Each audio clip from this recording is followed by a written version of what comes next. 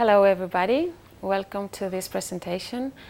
I'm going to talk to you about a redesign that we made on a already existing pilot international online course on Accelerator Driven Systems for nuclear waste transmutation. But we have the idea to make a massive open online course, what we call a MOOC. And we have been working on that from our university, distance teaching university, UNED, and also from CIEMAT, Enrique González Romero, and experts of distance education also in our university. So first, what is our objective? If you see, the idea is to design a MOOC, a massive open online course from an existing online course on ADS for transmutation. So we start with what is the drive or the motives that have made us make the course. First is we have always the idea to nuclearize society. In this way, MOOCs are an emerging trend in e-learning, and nowadays there are very few MOOCs about topics as technology, nuclear technology and ADS. And we have also the experience and materials from a previous course that we made on ADS. And those were available to make another course now in this open format. So we made what you see here, the project scope. First, we had to make some prior studies. Then we had to make the course redesign. Afterwards, the implementation of the course and the learning analytics of the course. Afterwards, the dissemination, planning, and economical analysis, and final conclusions and future work. So we start with the prior studies. We will talk about the existing courses on nuclear engineering. We will talk about our pilot course experience on ADS, and also we will talk a little bit about what is a MOOC, what do we need to create a MOOC, which is like a new emerging tendency in education. The first step then was to adopt a searching methodology for internet resources. We took OLCOS methodology, you see here, Open E-Learning Content Observatory Services, and there is like a pyramid where on the lowest part we are talking about very generalistic search engines, and then we are going up and we end at looking for open resources at a very specialized searching engines. We had a global courses inventory that we made on nuclear engineering, and this is just a view of the study. So we are talking about different institutions, also the country that makes the course, the type of course, the link and the name of the course, and then also we group them in different areas of knowledge, and we talk also about the learning materials. So if you see here, this is what we found in our study. In this knowledge area, the main is reactor engineering and reactor physics. This is the main results on open educational resources. But we also have some on radiation protection, on nuclear safety, on fuel cycle, and the rest are really very, very few resources available. And about formats, we have different types of formats for open resources. We see that most of them are open courseware, and the least and the most interesting one, that is why we choose to make a MOOC, are MOOCs, only 1% of them. This is the distribution per university. You see that MIT is the institution with the widest course catalog. Normally, because of its OCW contribution, open courseware, you see that the share is really huge compared to other universities. And we just want to talk a little bit about the course we already made, so it makes it as much easier to make this online course. So we had this course on ADS for transmutation. It was taught by our university and CIEMAT. It was 7 videos of 30 minutes each approximately, and 9 set lectures and 1 simulation tools. and also forums, chat, web conferences, and exam. We had these 11 students attending the course, so we have a lot of results and learning experience from this course. This is just for those of you who don't know what an ADS system for transmutation is, and you see here that there is the reactor here, the spallation target, where the high energy proton beam is coming into the reactor to generate neutrons, and here we can make the transmutation, the transformation of the high level waste and mixed with other elements into less radioactive waste, and also with energy extraction. So now we talk about the MOOC universe. For those who don't know what a MOOC is, this is just an example of how it looks like. The only MOOC we have available at the time of the study, that is a look at nuclear science and technology, made by the University of Pittsburgh. And what is a MOOC? What is the characteristics of a massive course, of these kind of courses? Well, we have to talk first of a very heterogeneous audience. If you see here, you can have anyone coming for free, so you have any type of people with a different background. Also, we have a very interesting learning community. The interaction between students is really promoted. We may have a really big amount of students, so their activities are really part of the learning process. We also have available the courses only during a specific periods of time. It's not available all the time because it has attention of what we say here, facilitators and curators, so we can't have the course available all the time, and we also want to have a lot of people interacting, so if we concentrate the scope of the course, that is much easier.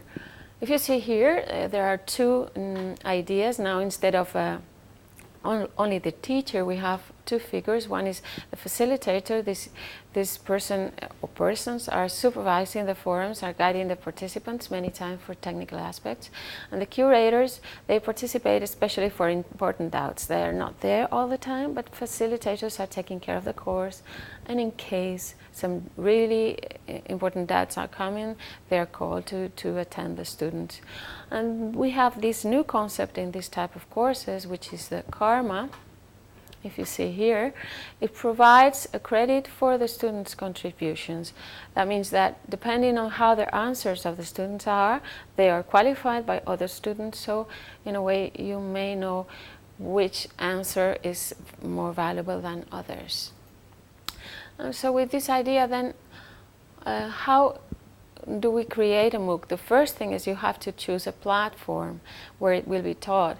This platform, in this idea, in this example, this is UNED, it's our platform for MOOCs in our university, but there are many other platforms that, from that choice, some other characteristics depend.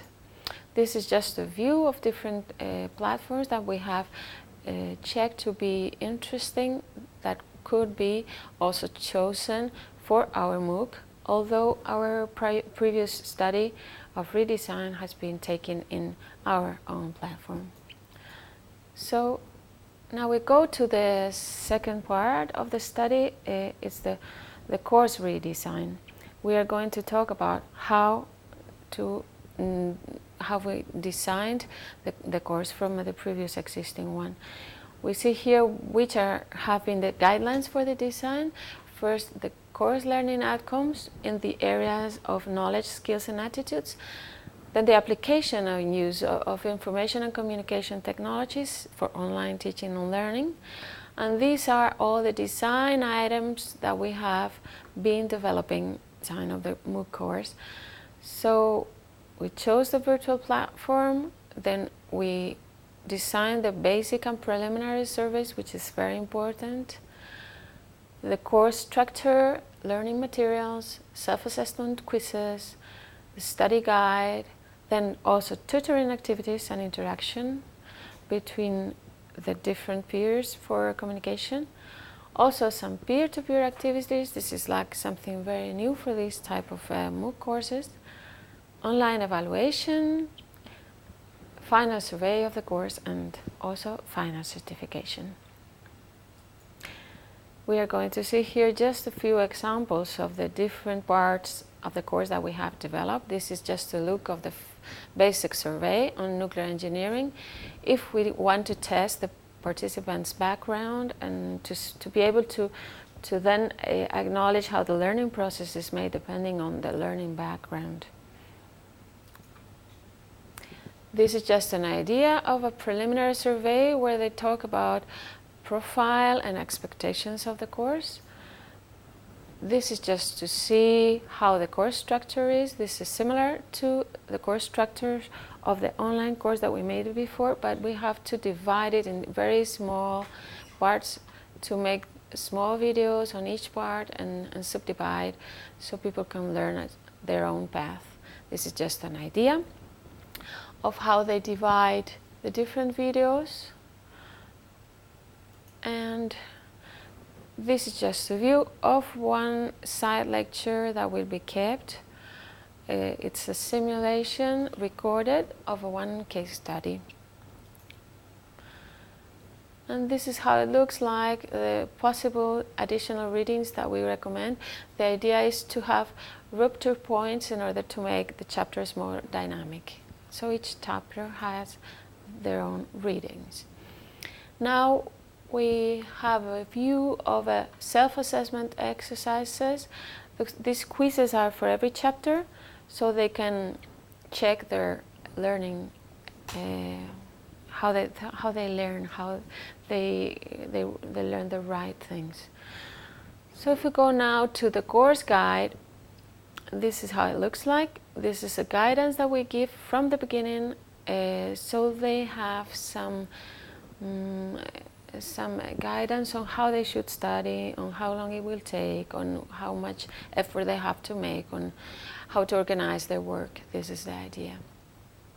Here we have just a view of the different forums that you may create depending on different thematics. And this, you look at the final test that they should have to submit. This is like an exam for an 80% of the final grade evaluation. And here you have an example of peer-to-peer activities. We have designed 2 peer-to-peer activities.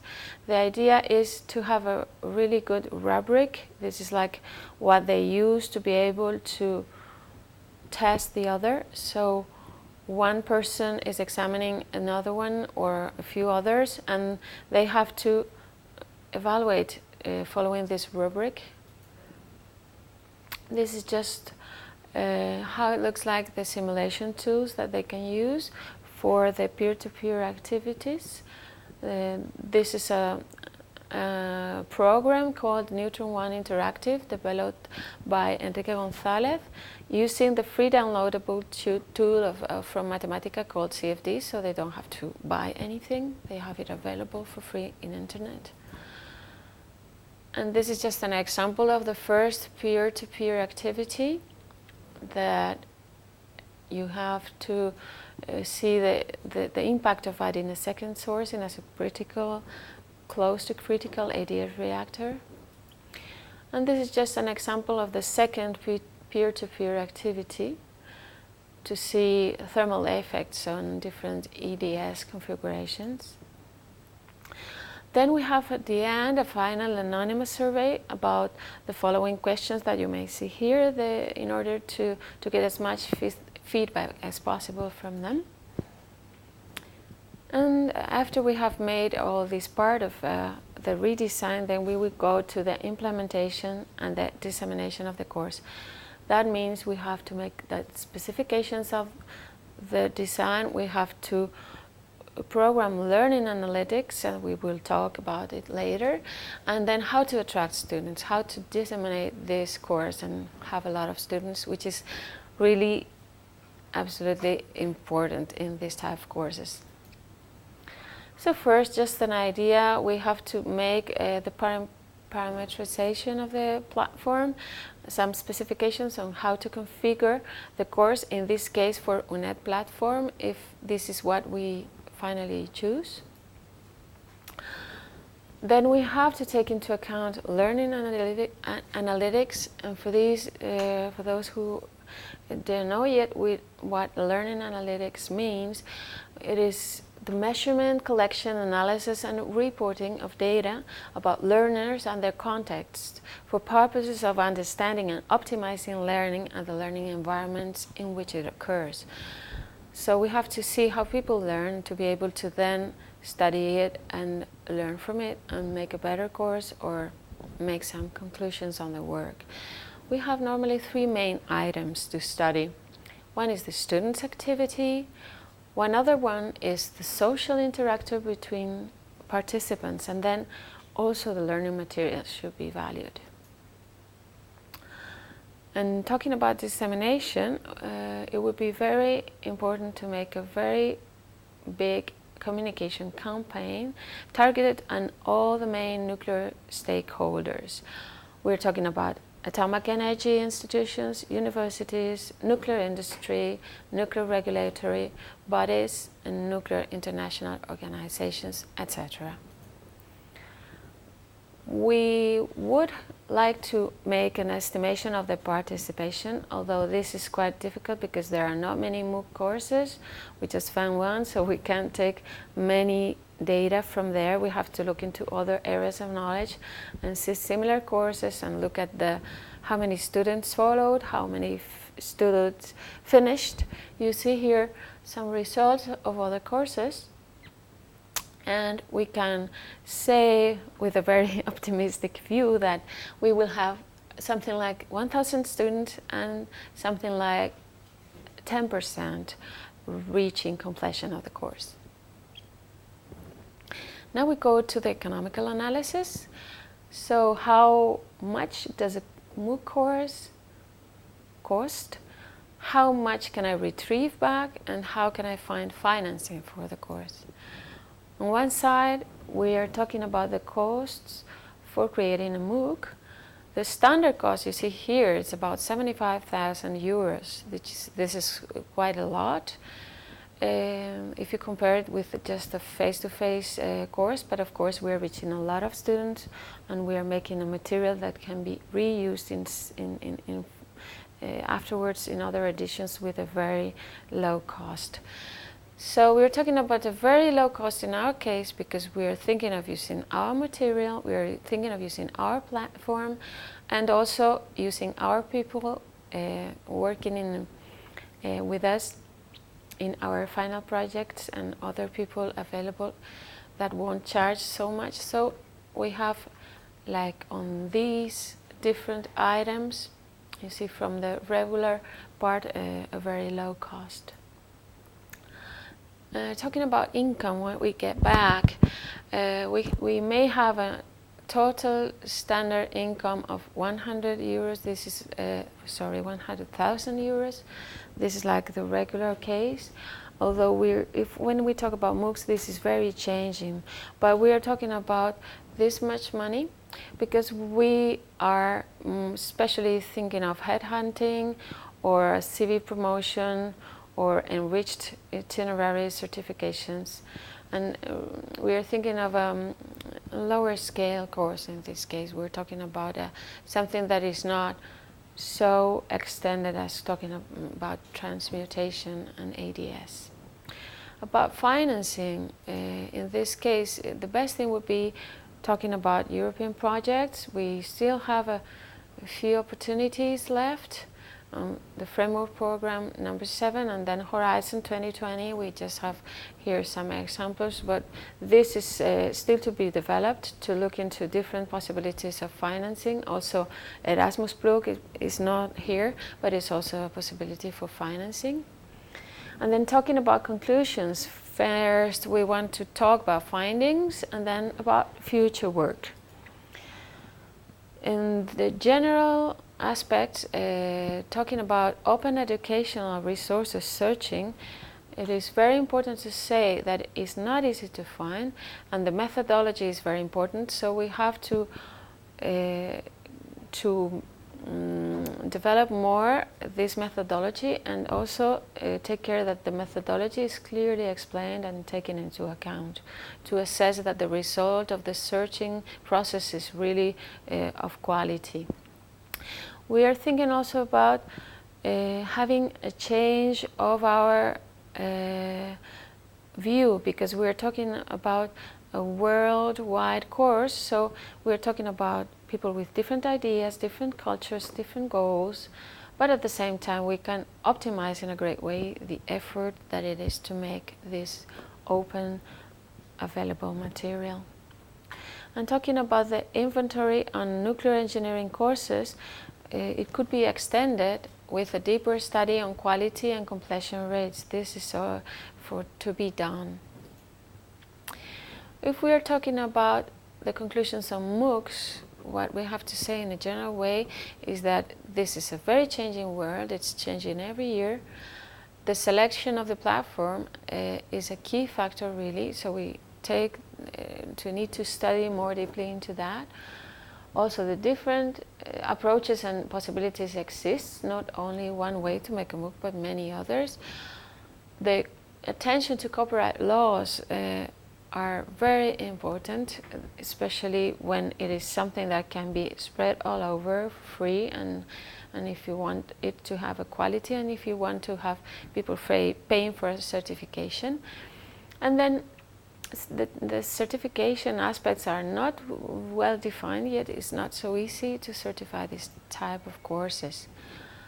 And we also have made some conclusions on the course redesign. One of the conclusions is that the production of learning materials is very time consuming. The quality is a key factor in these courses. The feasibility is based mainly on the idea of cutting costs more than income searching in this case. Then we have to talk about the collaboration with other institutions that we here encourage, that we would like to find other people interested in making the course with us, or adding some more information, or just helping with the dissemination activities. This is how it looks like. The other MOOC we compared with, we were benchmarking the only MOOC available on nuclear engineering at the time of study. And on the criteria, we see all these parts.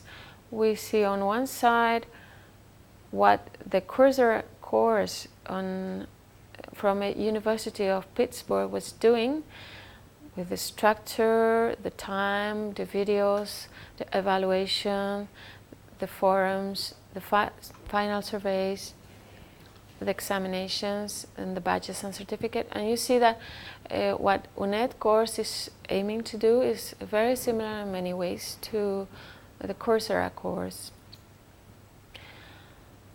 Of course, another future work would be to make subtitling to facilitate for people who don't understand English so well, so they can read it, like in Coursera course that is already subtitled. And also mobile access to MOOCs is also something to study more deeply, because it always enlarges the time of possible connection of a student. This is just the credits of all the images and all the material we have used, and for the permissions. And this is the end of the presentation. You have here my email in case of you want to contact with someone of this project, or you want to make any collaboration with us. So thank you so much for your attention, and I hope you liked the presentation. See you next time.